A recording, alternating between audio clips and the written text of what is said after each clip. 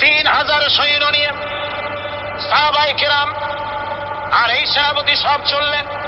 মতার প্রান্তরে লড়াই হলো। এই লড়াইয়ের ময়দানে হযরতে যায়েদ অনেকগুলি কাফির সৈন্যকে জাহান্নামে পাঠিয়ে দিয়ে তিনি নিজেও শহীদ হয়ে গেলেন। এবার জাফর হাতে তরবারি আর এক হাতে ঝান্ডা নিয়ে এগোচ্ছেন সামনের দিকে। কাফেরেরা হযরত জাফরকে ঘিরে ফেলে দিল। আমার বন্ধুগণ, কাফেরেরা ঘিরে ধরে তরবারির আঘাত করলো জাফরের ডান হাতে। ডান হাত কেটে ঝুলে পড়লো। হযরতে জাফর এবার বাম হাতে তরবারি উঁচু করে ধরেছে। এবার বাম হাতে কুপ দিল ওরা। এই কাটা দুইটা হাত দিয়ে বুকের সাথে হযরতে জাফর ইসলামের পতাকাটাকে জড়ায় ধরলেন।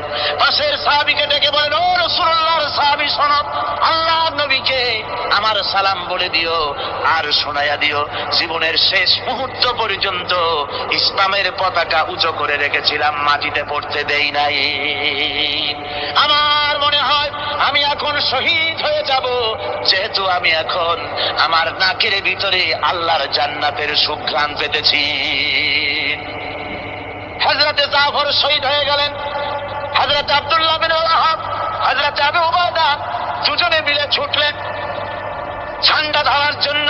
ওনারা বলেন, এগিয়ে গিয়ে দেখি সামনের পরে জুড়ে পতাকা উঠতেছে। ভাবলাম আমরা যাওয়ার আগেই ইসলামের পতাকা কে ধারণ করলো। কাছে গিয়ে দেখি হযরতে জাফরের ডান হাত কাটা, বাম হাত কাটা, দুইটা পা কাটা, দেহটা একদিকে পড়ে আছে আর শুধু মাথাটা এক পাশে পড়ে থেকে ইসলামের পতাকা কামড়ায় ধরে উঁচু করে রেখে দিয়েছে।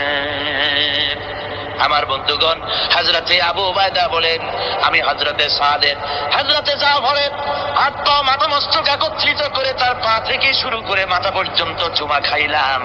তাকে জানাজা করে দাফন করে রাখলাম কবরের ভিতরে। রাতের বেলায় স্বপ্নে দেখি হযরতে জাফর আল্লাহর জান্নাতের ভিতরে ফেরেশতাদের সঙ্গে উড়ে বেড়াতেছেন। আমি জিজ্ঞেস করলাম, ও জাফর, আল্লাহ তোমার সাথে কি ব্যবহার করেছেন?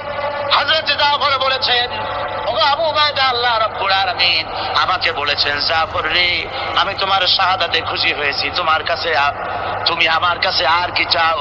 হযরতে জাফর বলেন, আয় আল্লাহ পাক, কিচ্ছু চাই না, শুধু একটা দাবি, দুনিয়ায় তুমি মেহেরবানি করে আমাকে পাঠায়া দাও আর একবার যদি যেতে পারি, তাহলে তোমার দুনিয়ার বুকে তোমার দ্বীন কায়েমের জন্য কাফেরদের বিরুদ্ধে লড়াই করে আমার জীবনটা আর একবার দিয়ে আসি।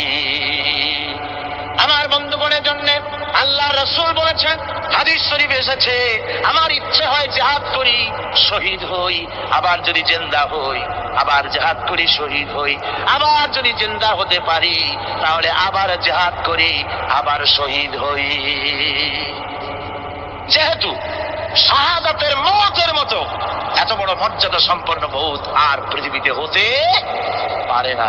আমার ভাইরা, ইসলামের জন্য জান দেওয়ার জন্য, মাল দেওয়ার জন্য সাহাবায়ে কেরাম এভাবে প্রস্তুত ছিলেন। নিজেদের জীবন তারা আল্লাহর সামনে নজরানা পেশ করেছেন, শহীদ হয়েছেন, আল্লাহ দ্বীন কায়েমের জন্য তারা প্রচেষ্টা করেছেন।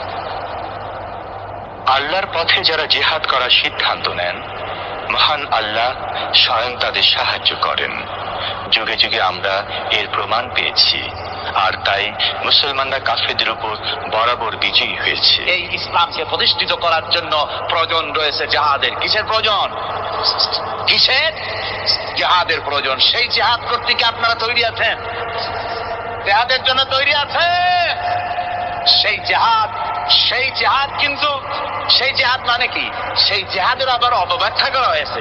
জিহাদের অপব্যাখ্যা করা হয়েছে এইভাবে যে, ওয়ালাকিন কালান্দার কাফে দুশমনাস, দুশমনের হাতে কলম ছিল, ওরা যেমন খুশি আমাদের ইতিহাসকে চিত্রিত করেছে। ওরা বলেছে ইসলামের ইতিহাস থেকে তরবারি আর রক্তের গন্ধ আসে, কিন্তু আসলে জিহাদের অর্থ তো তরবারির যুদ্ধ নয়। জিহাদের অর্থ হচ্ছে যে কোনো উদ্দেশ্যকে সফলতায় পর্যবসিত করার জন্য যে প্রাণান্তকর প্রচেষ্টা করা হয়, ওই প্রচেষ্টার আরবি নাম হচ্ছে জিহাদ। আর যুদ্ধ তার আরবি হচ্ছে হার্ব। যুদ্ধের আরবি কি? হার্ব, ওয়ার। ইংরেজিতে ওয়ার, আরবিতে হার্ব। আর জিহাদ যেটাকে বলা হয়েছে, ওটা হচ্ছে যে কোনো উদ্দেশ্যকে সফলতায় পৌঁছাবার জন্য যে চেষ্টা, ওই চেষ্টার নাম জিহাদ। তবে এই চেষ্টা করতে গিয়ে যখন বাধা আসে সশস্ত্র, ওই সশস্ত্র বাধার মোকাবেলা সশস্ত্রভাবে করা যেটা, ওইটা হচ্ছে জিহাদের চূড়ান্ত রূপ। কথা বুঝে আসছে?